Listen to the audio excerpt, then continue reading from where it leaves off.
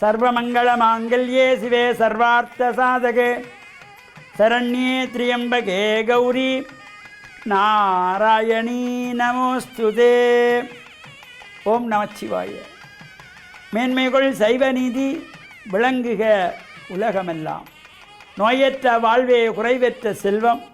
அந்த நோய் நொடி இல்லாத வாழ்வு இந்த உலக மக்கள் எல்லோரும் வாழ வேண்டும் என்று கலியுகத்தின் காந்தமலை ஜோதியாகிய சபரிமலை சுவாமி ஐயப்பனுடைய திருவடிகளை சிறந்தாழ்த்தி டான் தமிழொலி ஓம் தொலைக்காட்சி நேயர்கள் அனைவருக்கும் சர்வதேச இந்து மத குருபீடம் அகில இலங்கை சபரிமலை ஸ்ரீ சாஸ்தாபீடத்தின் சார்பில் இனிய வணக்கங்களும் நல்லாசிகளும். என்றும் மங்களகரமான விஸ்வாவசு வருஷம் வைகாசி மாதம் 21ஆம் நாள் 4/6/2025 புதன்கிழமை. இன்று மலர்ந்திருக்கின்ற இன்றைய பொழுதும் நம் எல்லோருடைய வாழ்விலும் எல்லா விதமான சிறப்புகளும் வெற்றிகளும் கிடைக்க வேண்டும் என்று இறைவனை பிரார்த்தித்து பெற்றோர்கள் பெரியோர்கள் குருவானவர்கள் ஆசிரியர்களையும் வணங்கி அவருடைய அன்பையும் ஆசியையும் பெறுகின்ற பொழுதும் எந்த நாளுமே நமக்கு நல்ல நாளாக அமைக்கும்.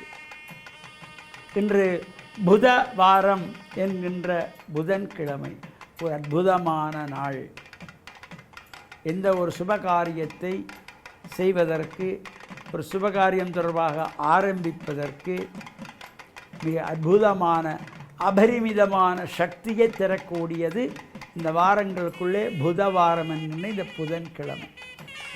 அதனால தான் நம் முன்னோர்கள் இவற்றையெல்லாம் கண்டு அனுபவித்து பொன் கிடைத்தாலும் புதன் கிடைக்காது. விலை மதிப்பு அதிகமானது பொன், அது கூட லேசாக கிடைச்சிருமா? இந்த சுபகாரியங்களுக்கு இந்த புதன்கிழமை அமைவது மிகவும் கஷ்டமாக இருக்கும்.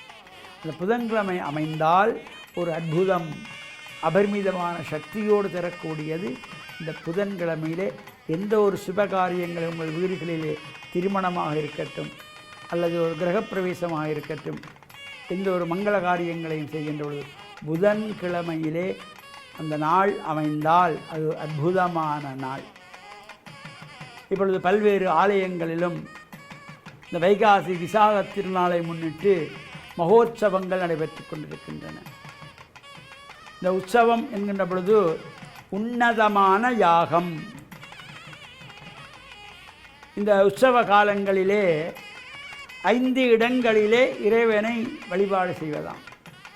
ஏனைய காலங்களே நாங்கள் மூலஸ்தானத்திலே சுவாமியை கும்பிட்றோம், உற்சவ காலங்களிலே வசந்த நிலத்தை கும்பிடுவோம். இந்த உற்சவ காலத்திலே 5 இடத்திலே இறைவனை காணலாம். மூலாலயத்திலே இறைவனை வழிபாடு செய்வது, வசந்த மண்டபத்திலே இறைவனை அலங்கார காட்சியோடு வழிபாடு செய்வது, கொடி ஸ்தம்பத்திலே இறைவனை வழிபாடு செய்வது, யாகசாலையிலே அக்னியிலே இறைவனை வழிபாடு செய்வது, இந்த உற்சவத்தை நடத்தி வைக்கின்ற சிவாச்சாரிய இடத்திலே இறைவனை காண்பது என்கின்ற 5 இடங்களிலே இந்த இறைவனை தரிசிக்கின்ற ஒரு காலம் இந்த உற்சவ காலம். இந்த உற்சவ காலங்களிலே நாம் ஆசார சீரராக ஆலயங்களிலே சென்று வழிபாடு செய்ய வேண்டும். ஆலயங்களுக்கு செல்லுகின்ற பொழுது ஆண்கள் வெள்ளை வேட்டி சால்வை அணிந்து செல்ல வேண்டும். கடைகளிலே சிகப்பு பச்சை மஞ்சள் நீலம் கருப்பு என்று வேட்டிகள் விற்பனைக்கு வைத்திருக்கிறார்கள் என்பதற்காக அவரவர் இஷ்டப்படி கலர் வேட்டியை கட்டிக்கொண்டு கோவிலுக்கு போகக்கூடாது.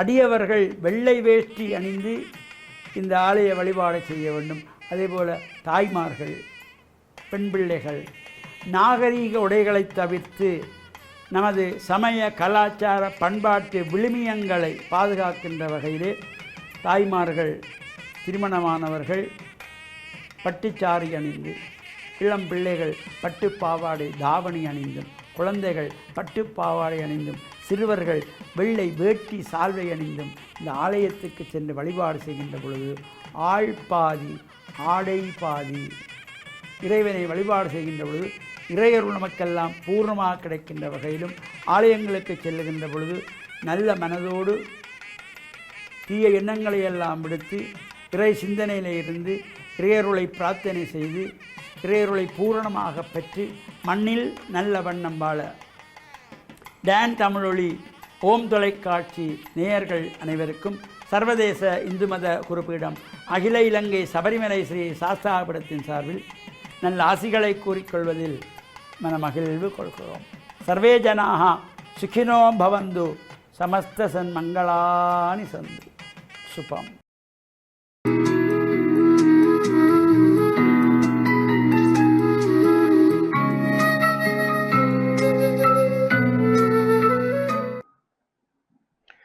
இறையேசுவில் என் அன்பு நெஞ்சங்களே, கிறிஸ்தவ நற்சிந்தனை வேளையில் உங்களை சந்திப்பதிலே எனக்கு மிக்க மகிழ்ச்சி. ஆண்டவர் இயேசுவின் அன்பும் அருளும் உங்கள் அனைவரோடும் இருப்பதாக. வரி செலுத்துதல் என்பது எல்லா சமூகங்களுக்கும் பொதுவான ஒரு விடயமாகும். அதாவது அரசுக்கு வரி செலுத்துவது. இந்த அரசிலே ஆட்சியிலே இருப்பவர்கள் மக்களிடம் இருந்து அறவிடுகின்ற வரிகளை அவர்களுடைய வாழ்வுக்காக, மேம்பாட்டிற்காக, நிர்வாகத்திற்காக அவர்கள் செலவு செய்வார்கள். இப்படி இயேசு வாழ்ந்த காலத்திலே அந்நியர்களுடைய ஆட்சியின் கீழ் அந்த நாடு இருந்தது. சீசர் என்று அழைக்கப்படுகின்ற பேரரசருடைய ஆட்சியின் கீழே, ரோமானிகளுடைய ஆட்சியின் கீழே இந்த பாலஸ்தீன நாடும் இருந்தது. அதனால் இந்த மக்கள் அந்நியருக்கு பலி செலுத்துகின்ற ஒரு நிலைமை எல்லோருக்கும் விருப்பமானதாக இருக்கவில்லை.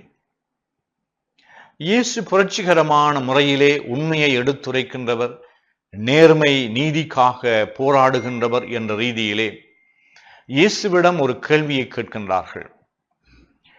வரி செலுத்துகின்ற பொழுது நீங்கள் சீசாருக்கு வரி செலுத்த வேண்டுமா அல்லது கடவுளுக்கு வரி செலுத்த வேண்டுமா?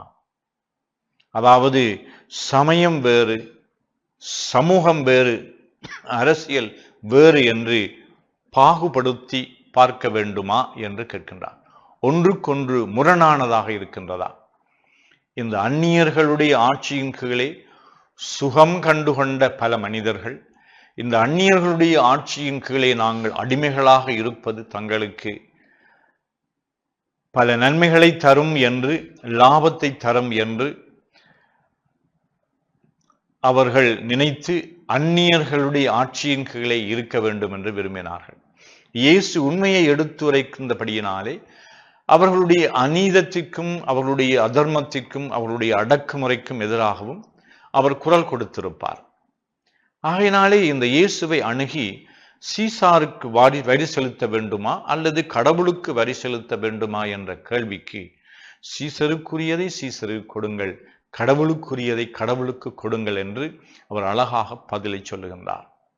ஆனால் எங்களுடைய வாழ்க்கையிலே நாங்கள் சமூகத்திலே வாழுகின்றோம். ஒரு சமூக உணர்வு கொண்டவர்களாக இருக்க வேண்டும்.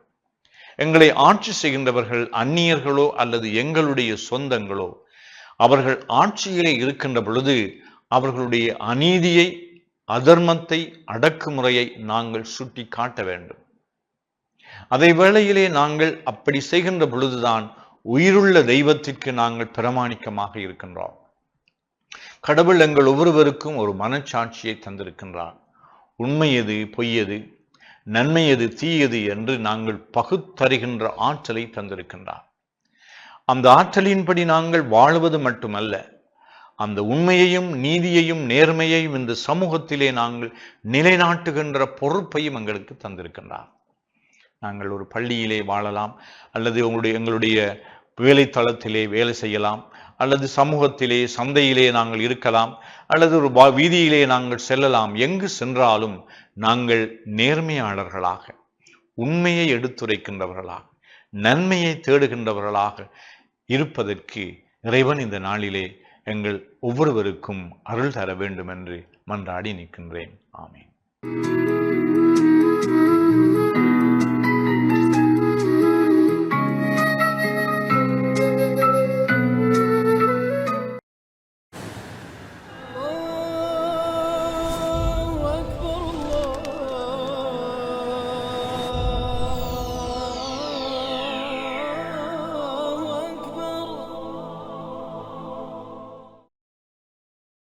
அஸ்ஸலாமு அலைக்கும் வரஹ்மத்துல்லாஹி வபரகாத்துஹு. நஹ்மதுஹு வ நுஸல்லி அலா ரசூலிஹில் கரீம். அம்மா பஅத். அன்பின்கிரிய இஸ்லாமிய சகோதர சகோதரிகளே, அல்லாஹ் நமக்கு செல்வங்களை தந்திருக்கிறான். அந்த சொத்து செல்வங்களில் பணமும் மிக முக்கிய ஆதிக்கத்தை எம் மத்தியிலே செலுத்தி கொண்டிருக்கிறது. பணம் உள்ளவர்கள் பணம் இல்லாத ஏழைகளுக்கு அதனை பகிர்ந்தளிப்பதை இஸ்லாம் வலியுறுத்துகிறது. தேவைகளுக்காக மனிதர்கள் கடன் வாங்கக்கூடியவர்களாகவும் சமூகத்தில் இருக்கத்தான் செய்கிறார்கள். கடன் என்பது அது பாரியதோர் பொறுப்பாகவும் கடமையாகவும் இருக்கிறது. இதனை இஸ்லாம் அனுமதித்திருக்கிறது. தேவைகளுக்காக, ஆகுமான தேவைகளுக்காக, கல்விக்காக, வியாபார நடவடிக்கைகளுக்காக, வீட்டின் அத்தியாவசிய தேவைகளுக்காக, இப்படியாக போதுமான வசதி இல்லாத நேரத்தில் கடன் வாங்குவதை இஸ்லாம் அனுமதித்திருக்கிறது. பணத்தினால் இன்னும் ஒரு மனிதனுக்கு செய்யக்கூடிய ஒரு உதவி இந்த பணத்தின் மூலமாகவே செய்ய முடியும்.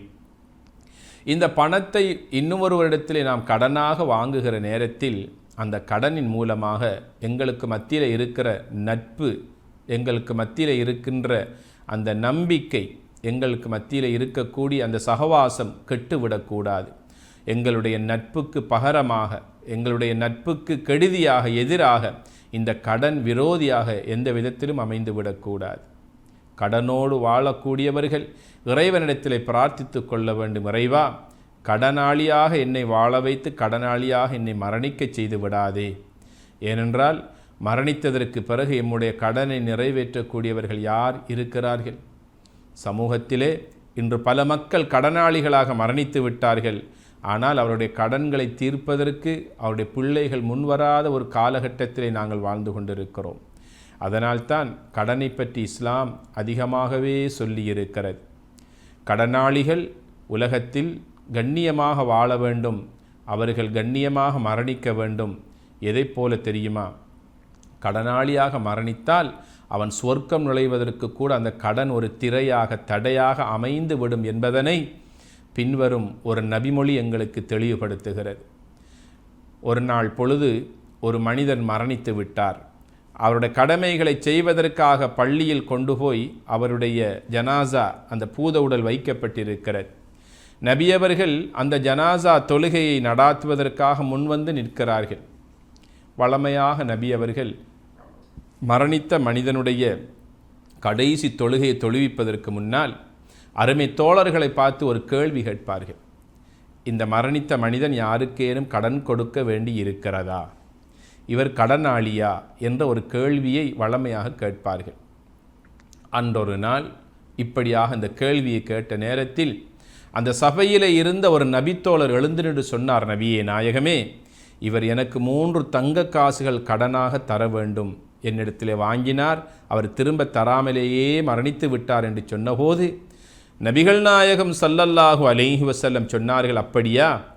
அப்படியாக இருந்தால் இந்த தோழருக்கு நீங்களே தொழுவித்து கொள்ளுங்கள், என்னால் தொழுவிக்க முடியாது என்று நபி அவர்கள் தொழுகை நடாத்துவதற்கு தயார் நிலையில் இருந்த நிலையில் அந்த இடத்திலே இருந்து நகர்ந்து விடுகிறார்கள்.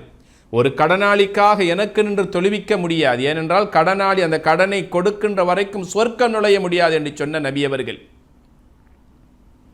அந்த சபையில் இருந்த இன்னும் ஒரு நபித்தோழர் கதாதா ரதியல்லாஹு அன்ஹு அவர்கள் சொன்னார்கள், நபியே நாயகமே, அந்த மனிதனுடைய 3 தங்க காசுகளுடைய கடனுக்கும் நான் பொறுப்பாக இருக்கிறேன், நானே அவர் சார்பாக அந்த கடன்களை நிறைவேற்றி விடுகிறேன் என்று பொறுப்பேற்ற போதுதான் நபி ஸல்லல்லாஹு அலைஹி வஸல்லம் அவர்கள் அந்த இடத்திற்கு வந்து அந்த மனிதனுடைய கடைசி ஜனாசா தொழுகையை தொழுவித்து அவருக்காக பிரார்த்தித்து அந்த மண்ணறைக்கு கொண்டு போய் அவரை நல்லடக்கம் செய்கிறார்கள். சிந்தித்து பாருங்கள், எத்தனை கடனாளிகள் கடனோடு மரணிக்கக்கூடிய வாழ்க்கை, கடன் வாங்கக்கூடிய நேரத்தில் இருக்கக்கூடிய பொறுப்பும் சுகமும் கடனை கொடுக்கின்ற நேரத்தில் இல்லாத நிலையை இன்று சமூகத்தில் அலட்சியவாதி தன்மையை பார்க்கிறோமா இல்லையா? அல்லாஹ்வை பயந்து கொள்ள வேண்டும். அல்லாஹ் எம்மை இந்த தண்டனையிலிருந்து பாதுகாக்க வேண்டுமென்றால் நாம் ஒருவர் மற்றவரிடத்திலே கடனாளியாக வாழ்வதை தவிர்த்து கொள்ள வேண்டுமென்றால் உள்ளதை கொண்டு போதுமாக்கி கொள்ளக்கூடிய சீமான் தனம் எங்களுடைய உள்ளத்தில் இருக்க வேண்டும். இறைவனிடத்தில் எப்போதும் பிரார்த்திக்க வேண்டும், இறைவா போதுமென்ற மனப்பாங்கையும் எங்களுடைய செல்வத்திலே யா அல்லாஹ் அபிவிருத்தியை தருவாயாக. ஏழ்மையை கொண்டு எங்களை சோதித்து விடாதே, வறுமையை கொண்டு எங்களை சோதித்து விடாதே, வறுமையை கொண்டும் ஏழ்மையை கொண்டும் எங்களை சோதித்து யா அல்லாஹ் கடனாளியாக எங்களை வாழ வைத்து கடனாளியாக மரணிக்கச் செய்து விடாது என்று இறைவனிடத்திலே நாம் பிரார்த்திக்க வேண்டும். அதே நேரத்தில் செல்வமும் செல்வாக்கும் எங்களிடத்தில் அதிகமாக போதுமான தன்மை இருக்கும் என்றால் கடனை திரும்ப கொடுப்பதற்கு வசதி இல்லாத மனிதர்களுடைய கடன்களை நாம் மன்னித்து விட வேண்டும். ஒரு நபித்தோழர் ஸல்லல்லாஹு அலைஹி வஸல்லம் இடத்திலே வருகிறார். சொன்னார், நபியே நாயகமே, கடனாளிகளை நான் மன்னித்து விட்டேன். நபி அவர்கள் சொன்னார்கள், அல்லாஹும் உன்னை மன்னித்து உனக்கு சொர்க்கத்தை தருவான் என்று சொன்னார்கள். ஆக கடனாளிகளை நாம் மன்னிப்பதும் இஸ்லாம் நமக்கு சொல்லுகின்ற அழகிய நற்குணங்களாகும். எல்லாம் வல்ல அல்லாஹின் அருளையும் அன்பையும் பெறுவோமாக. வஸ்ஸலாமு அலைக்கும் வரஹ்மத்துல்லாஹி வபரகாத்துஹு.